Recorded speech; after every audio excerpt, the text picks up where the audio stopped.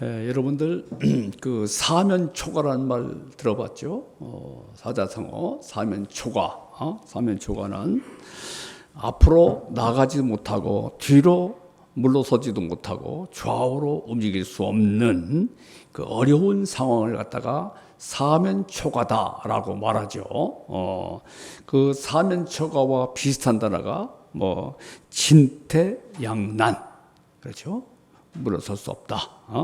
또 고립무원, 뭐 도관에 든 쥐다, 이런 말을 하죠. 예. 자, 본문에 보면은 이스라엘 백성들은 아주 절박한 궁지에 처해 있습니다. 정말 고립무원입니다. 사면초가입니다. 진퇴양난입니다.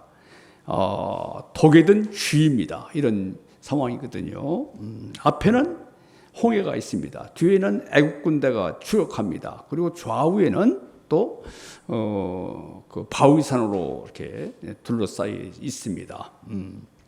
우리는 오늘 말씀에서 이스라엘 백성의 그 노예 습성, 그냥 이스라엘 백성들의 특징은 노예 백성이 430년 동안 노예 생활했기 때문에 노예 아주 그 습성, 노예가 아주 습성이 430년 동안 노예 생활했기 때문에 하나의 노예가 그 노예 문화가 된 거예요. 문화가 아니라 문화가 됐어요.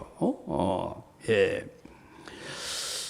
그리고 홍해를 가르시고 길을 내신 전능하신 우리는 하나님을 보게 됩니다. 우리가 주의 여건을 볼 때 두렵습니다. 그러나 하나님의 시각으로 육감으로 보면은 거기에는 길이 있습니다. 우리가 어떤 사건을 볼 때 우리는 세상 사람들은 오감으로 보죠. 오감이 뭐죠? 뭐예요, 오감이? 눈으로 보는 시각, 귀로 듣는 청각, 또 코로 맡는 후각, 입맛으로 보는 미각, 그 다음에 촉각, 이죠? 이게 오감입니다. 그러나 하나님의 사람들은 오감으로 보지 않고 육감으로 봐야 됩니다. 육감은 영감입니다. 영감은 믿음의 시각이에요. 인스피레이션이죠. 예, 우리가 오감으로 보면은 모든 것이 두려워요. 그렇습니다. 이스라엘 백성들이 두려워한 것은 바로 오감으로 보았기 때문이에요. 오감으로 반응했기 때문에 보고 듣고 그렇기 때문에 두려웠습니다. 그러나 모세는 육감으로 영적인 시각으로 영감을 가지고 봤기 때문에 두려워하지 아니하고 하나님께서 베푸실 그 구원의 놀라운 신비를 바라보면서 하나님께 기도하는 것을 보게 됩니다. 우리가 어떤 사건을 볼 때 오감으로 보지 말고 하나님의 영적인 시각으로 육감으로 보기를 기도합니다. 예. 자, 1절에서 11을 보면은 하나님을 원망하는 이스라엘 백성들이 나옵니다. 지금 그 이스라엘 백성들의 상황은 앞에는 홍해가 있고, 그렇죠? 좌우에는 바위산이 있고, 뒤에는 이스라엘 백성들이 추격하는 거예요. 애굽 백성들이 추격하는 겁니다. 지금 앞으로 갈 수도 없고, 좌우로 갈 수도 없고, 뒤로 갈 수 없는. 앞으로 가면은 홍해에 빠져서 악어밥이 되는 것이고, 뒤로 가면은 또 바로의 노예가 되는 것이죠. 예. 자, 지금 이제 이렇게 지금 이스라엘 백성들은 도관에 된 주예요. 사면초가입니다. 진퇴양난입니다. 이렇게 된 것은 이스라엘 백성들이 길을 잘못 들어서 그런 것도 아니고 또 우연히 찾아온 것도 아니에요. 하나님께서 그 일로 인도하신 거예요. 하나님께서 그 길로 인도하신 거예요. 하나님께서 그 길로 인도하실 때는 분명한 무슨 뜻이 있겠죠. 있을 겁니다. 이스라엘 백성들은 그 뜻을 알지 못하고 죽었다 원망하는 겁니다. 예. 하나님께서 그 길로 인도하신 것은 4절을 보면은 하나님의 영광을 드러내기 위함이었고, 이스라엘 백성들에게 믿음을 심고 또 애굽 사람들에게는 여호와 하나님만이 주가 되심을 믿도록 하며 그런 뜻이었습니다. 그런 의미가 있습니다. 예. 자, 따라서 우리는 어떤 코너에 몰렸을 때, 어려운 가운데 있을 때 절망하거나 낭망해서는 안 됩니다. 하나님의 백성들은 어려울 때 결코 낭망하고 절망해서는 안 돼요. 거기에는 놀라운 하나님의 뜻이 숨겨져 있습니다. 아멘이죠, 여러분들? 예. 내게는 절망의 때이지만 하나님 편에서 보면은 하나님의 영광을 드러내고 나에게는 믿음을 가질 수 있는 절호의 그 찬스예요. 그런데 이스라엘 백성은 멀리서 애굽 군대가 추격하는 소리가 점점 가까워지자 두려워하기 시작합니다. 막 두려워요. 예. 그들은 습관적으로 11절과 12절 보면은 원망합니다. 이 매장지가 없어서, 애굽에 매장지가 없어서, 애굽에 공동묘지가 없어서 우리를 이곳에 인도해 가지고 이곳에 죽게 하느냐? 애굽 사람들은 섬기는 것이 일어났겠다. 그게 더 좋았는데 우리를 왜 출애굽시켰느냐? 하나님과 모세를 원망합니다.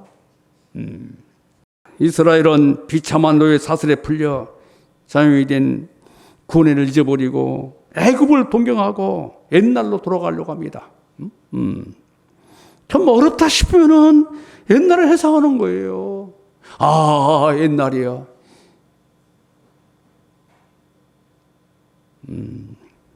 모세는 이런 백성들을 어떻게 돕고 있습니까? 자, 13절에서 31절 보면은 모세는 오감이 아니라 육감으로 반응했습니다. 믿음의 사람과 세상 사람의 차이는 바이 사이트냐, 바이 페이스냐, 눈으로 보느냐, 아니면은 믿음으로 보느냐, 요 차이입니다.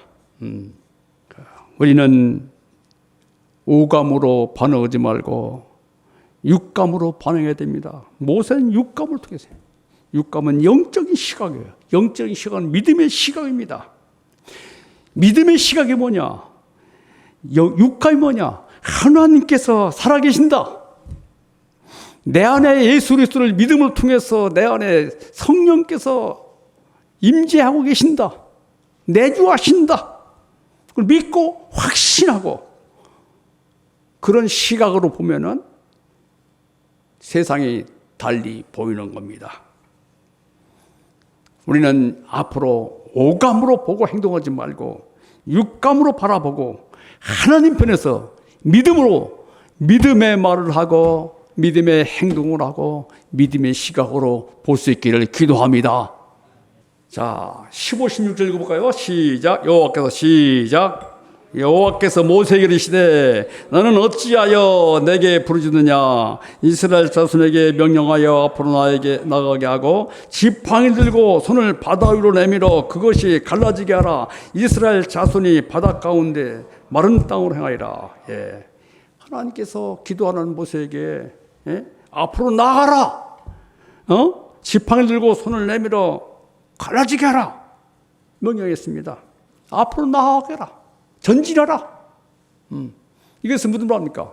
홍해에 가서 빠져 죽어라. 그런 말처럼 들리지 않습니까? 예. 자, 모세는 이 명령을 따라서 믿음으로 순종하여 바다 위로 손을 내밀었습니다. 21절 읽어볼까요? 시작.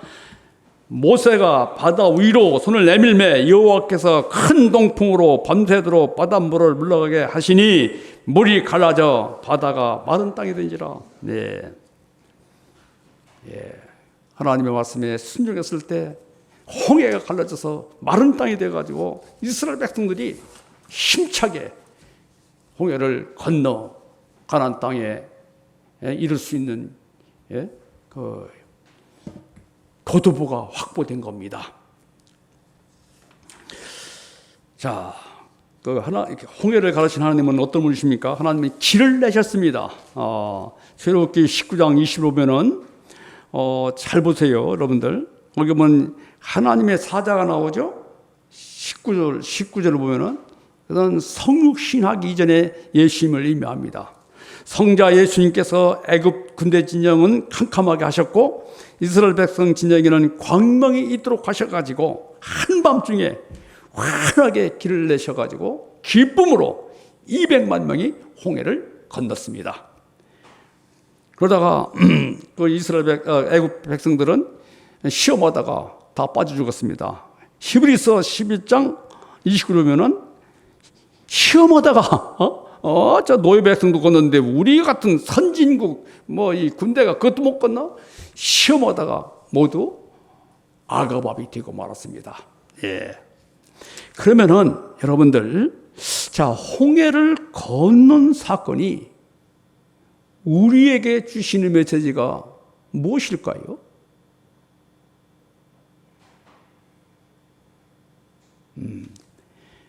고린도전서 10장 1절과 2절 읽어보겠습니다. 형제들아, 나는 너희가 알지 못하기를 원하지 아니하노니 우리 조상들이 다 구름 아래 있고 바다 가운데로 지나며 모세에게 속하여 다 구름과 바다에서 세례를 받았다.